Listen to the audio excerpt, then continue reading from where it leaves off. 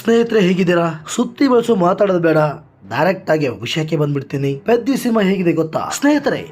ರಾಮ್ ಚರಣ್ ನಡೆಸಿರುವ ಪೆದ್ದಿ ಸಿನಿಮಾ ಒಂದು ಸಿಂಪಲ್ ಕ್ರೀಡಾ ಕಥೆಯಂತೆ ಕಾಣಿಸಿಕೊಂಡರೂ ಅದರೊಳಗೆ ಭಾವನೆ, ಹೋರಾಟ, ಸೋಲು ಗೆಲುವಿನ ಜೀವನ ಪಾಠವ ಎಲ್ಲವೂ ಸೇರಿಕೊಂಡಿದೆ. ಈ ಸಿನಿಮಾದಲ್ಲಿ ರಾಮ್ ಚರಣ್ ಪೆದ್ದಿ ಎಂಬ ಗ್ರಾಮೀಣ ಕ್ರಿಕೆಟಿನ ಪಾತ್ರದಲ್ಲಿ ಕಾಣಿಸಿಕೊಂಡಿದ್ದಾರೆ.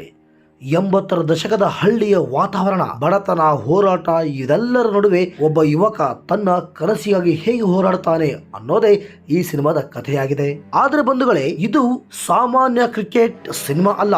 ಇಲ್ಲಿ ಕ್ರಿಕೆಟ್ ಅಂದ್ರೆ ಕೇವಲ ಆಟ ಅಲ್ಲ, ಆತ್ಮಗೌರವದ ಹೋರಾಟ, ಶ್ರೀಮಂತರ ದಬ್ಬಾಳಿಕೆಗೆ ಎದುರಾಗಿ ನಿಲ್ಲುವ ಒಂದು ಶಕ್ತಿ. ಪೆದ್ದಿ ಬ್ಯಾಟ್ ಹಿಡಿದು ಆಡೋದು ಮಾತ್ರ ಅಲ್ಲ, ತನ್ನ ಜೀವನವನ್ನೇ ಬದಲಿಸಿಕೊಳ್ಳೋ ಯತ್ನ ಮಾಡ್ತಾನೆ. ರಾಮ್ ಚರಣ್ ಅವರ ನಟನೆ ಸಿನಿಮಾದ ದೊಡ್ಡ ಪ್ಲಸ್ ಪಾಯಿಂಟ್ ಅಂತ ಹೇಳ್ಬೋದು.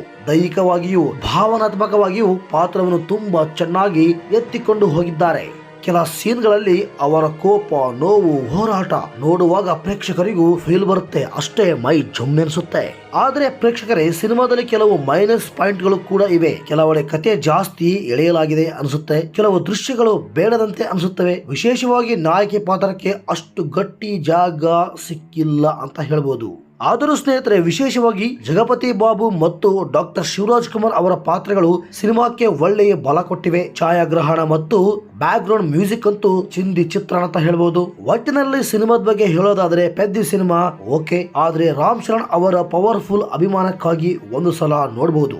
ಸಿನಿಮಾ ಹೋರಾಟ, ಕನಸು ಮತ್ತು ಆತ್ಮಗೌರವದ ಕತೆ ಇಷ್ಟಪಟ್ಟವರಿಗೆ ಈ ಸಿನಿಮಾ ಇಷ್ಟ ಆಗೋದು ಗ್ಯಾರಂಟಿ. ಓಕೆ ಬಂಧುಗಳೇ, ಇದು ನನ್ನ ಪ್ರಕಾರ ಸಿನಿಮಾದ ವಿಮರ್ಶೆ. ಈ ವಿಮರ್ಶೆ ನಿಮಗೆ ಇಷ್ಟ ಆಗಿದೆ ಅನ್ಕೋತೀನಿ. ದಯವಿಟ್ಟು ನಮ್ಮ ಚಾನಲ್ಗೆ ಯಾರೆಲ್ಲ ಸಬ್ಸ್ಕ್ರೈಬ್ ಆಗಿಲ್ಲ ಈ ಕೂಡಲೇ ಸಬ್ಸ್ಕ್ರೈಬ್ ಆಗಿ ಸಪೋರ್ಟ್ ಮಾಡಿ. ಇಂತಹ ಹೊಸ ಅಪ್ಡೇಟ್ಸ್ ಗಳಿಗಾಗಿ ನಮ್ಮ ಚಾನಲ್ ವಿಡಿಯೋಗಳನ್ನು ತಪ್ಪದೆ ನೋಡಿ. ಸಿಗೋಣ ಮತ್ತೊಂದು ವಿಶೇಷವಾದಂತಹ ವಿಡಿಯೋದಲ್ಲಿ. ಅಲ್ಲಿವರೆಗೂ ಎಲ್ಲರಿಗೂ ಒಂದು ಸ್ಮಾಲ್ ಬ್ರೇಕ್.